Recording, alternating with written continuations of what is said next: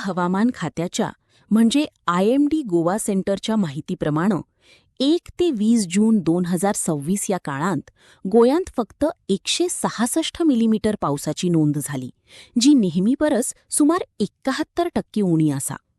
फाटल्या 16 वर्सांमधली जून महिन्यांतली ही दुसऱ्या क्रमांकाची सगळ्यात वड पावसाची तूट डेफिसिट थारलीये. पूण महिन्याच्या उरलेल्या दिसांनी पाऊस सुधारतलो अशी आशा हवामान खात्यानं उक्तायलीये. अगर हम देख रहे हैं कि अभी जो डायरेक्ट इम्पैक्ट है जो बारिश ना होने वजह से deficient rainfall and at different stakeholders और डिफरेंट स्केल पे जो इम्पैक्ट हो रहा है वो अभी मॉडरेट टू सीवियर लेवल पे है. तो जो ये रेनफॉल डिफिशिएंट है वो हर एक साल में उनका कैसा रहता है उसका हमने एक एनालिसिस किया है. जो एनालिसिस करते हैं उसमें तो हर एक ईयर को एज पर उन rainfall receive cumulative rainfall receive उनका हम क्लासिफिकेशन करते हैं. नॉर्मल रेनफॉल जो हम बोलते हैं कि जब कोई भी मंथ में अगर रेनफॉल ±20 % हमको मिलता है, डिपार्चर उसको मिलता है, तो हम उसको नॉर्मल रेनफॉल बोलते हैं. आसान भाषा में समझेंगे कि अगर जून मंथ में अगर हमको 100 mm रेनफॉल अगर मिलना चाहिए था, अगर उस पर्टिकुलर ईयर में अगर हमको 80 और 120 mm रेनफॉल अगर मिलता है, क्यूमुलेटिव रेनफॉल मिलता है पूरा जून से लेके 1 जून से 30 जून तक, तो उसको हम नॉर्मल ईयर कंसिडर करते हैं. जब उसको हम पर्टिकुलर डिफिशिएंट अगर रेनफॉल बोलेंगे तो अगर -20 से लेके -59% -60% तक अगर रेनफॉल अगर मिलता है हमको तो उसको हम डिफिशिएंट बोलेंगे. मीन्स अगर 100 mm रेनफॉल मिलना चाहिए था, अगर उस पर्टिकुलर पीरियड में अगर हमको 40 mm रेनफॉल अगर मिला था, 40 mm से कम, तो उसको हम डिफिशिएंट ईयर बोलेंगे. एंड अगर लार्ज डिफिशिएंट अगर बोलेंगे तो -60% से अगर ज़्यादा है, उससे ज़्यादा है, तो 40 से अगर बहुत कम बारिश हमको मिला है लेकिन 10 to 30 रेंज में उसमें, तो हम उसको लार्ज डिफिशिएंट रेनफॉल बोलेंगे.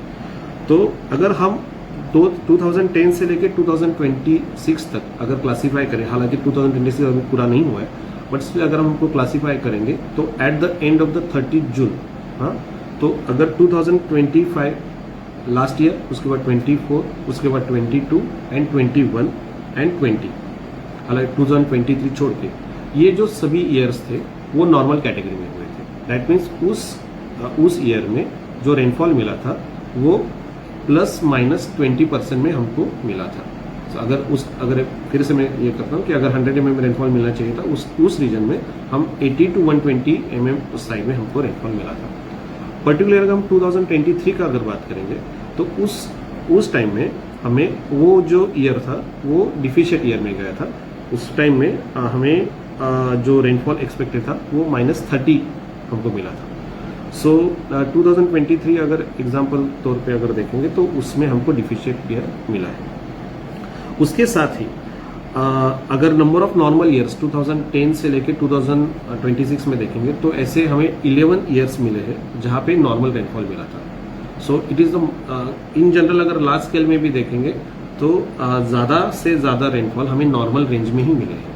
एंड कुछ ईयर से जैसे 3 ईयर्स हमें डिफिशिएंट ईयर्स में मिले हैं एंड 2 ईयर में रेनफॉल एक्सेस के बारे में मिले हैं. तो डोमिनेटली हम मीन्स अगर उसका कंक्लूसिव मिलेंगे तो जून for the month of the June 2010 से लेकर 2020 तक मैक्सिमम टाइम्स और 70% टाइम्स अगर हम बात करेंगे तो रेनफॉल जो था इन नॉर्मल रेंज था. अगर पर्टिकुलर अगर हम बात करेंगे कि अभी तक जून 1 टू लेके 20 जून तक जहाँ पे फॉर 2026 डिफिशिएंट हमें रेनफॉल मिला है, तो उस टाइम में सेम सिचुएशन 2023 में थे. सो 2023 में कोइंसिडेंटली भी वहाँ पे भी हमें जो रेनफॉल मिला था 166 mm ही रेनफॉल मिला था compare to the normal range of 573 mm. So उस टाइम में भी डिफिशिएंट जो डिफिशिएंट था वो -70% था.